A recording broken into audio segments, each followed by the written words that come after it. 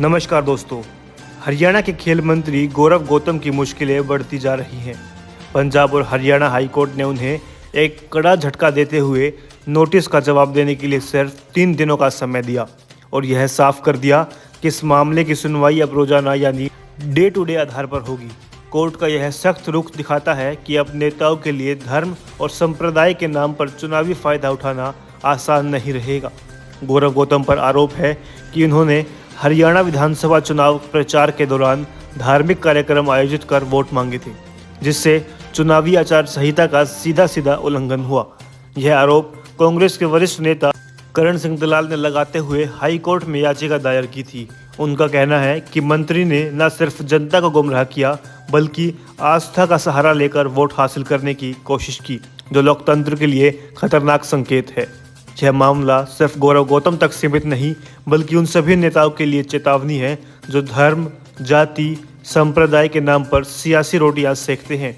अगर इस बार कोर्ट ने कड़ा फैसला सुनाया तो भविष्य के चुनावों में एक मिसाल बन सकती है। कोर्ट का यह फैसला मंत्री गौरव गौतम के लिए अब सिरदर्द बन रहा है। पहले भी कोर्ट ने उनसे जवाब मांगा था, लेकिन बार बार नोटिस के बावजूद मंत्री ने संतोषजनक जवाब नहीं दिया, जिससे हाईकोर्ट ने अब अंतिम चेतावनी जारी कर दी है। अगर 3 दिनों में मंत्री ने अपना पक्ष नहीं रखा तो उनकी मुश्किलें बढ़ सकती हैं और कानूनी शिकंजा भी कसा जा सकता है। राजनीतिक जानकारों का मानना है कि अगर कोर्ट इस मामले में कड़ा फैसला लेता है तो मंत्री पद भी खतरे में पड़ सकता है और उनके खिलाफ कानूनी कार्रवाई भी हो सकती है।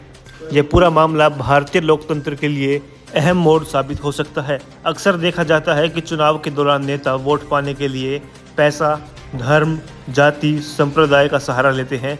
चुनावी सभाओं में धार्मिक नारे लगाए जाते हैं, मंदिर मस्जिद के नाम पर राजनीति की जाती है, लोगों को लोक लुभावने वादे देकर वोटों को खींचने का प्रयास किया जाता है, लोगों की भावना को भड़का कर चुनावी फायदा उठाने की कोशिश की जाती है। लेकिन अगर हाई कोर्ट इस मामले में गौरव गौतम के खिलाफ कोई सख्त फैसला सुनाता है तो यह उन सभी नेताओं के लिए एक चेतावनी होगी जो चुनावी फायदे के लिए धार्मिक भावनाओं के साथ खिलवाड़ करते हैं। यह साफ संदेश जाएगा कि अब भारत में चुनाव निष्पक्षता और नियम कायदों के आधार पर होंगे, न कि धर्म और संप्रदाय के नाम पर। अब सबसे बड़ा सवाल ये है कि मंत्री गौरव गौतम इस नोटिस का क्या जवाब देंगे। क्या वे कोर्ट में जाकर अपनी सफाई पेश करेंगे या फिर कानूनी दांव खेलेंगे? क्या यह मामला हरियाणा की राजनीति में भूचाल लाएगा या फिर यह भी अन्य राजनीतिक मामलों की तरह लंबी कानूनी लड़ाई में उलझ जाएगा? यह सब अगले कुछ दिनों में साफ हो जाएगा, लेकिन फिलहाल कोर्ट का यह सख्त रवैया हरियाणा की राजनीति में हलचल मचाने के लिए काफ़ी है। अगर मंत्री दोषी साबित होते हैं तो यह उनकी सियासी साख के लिए करारा झटका होगा। अब देखना यह है कि मंत्री खुद को कानूनी संकट से कैसे बचाते हैं और क्या उनकी राजनीति पर इसका कोई स्थायी असर पड़ता है या नहीं।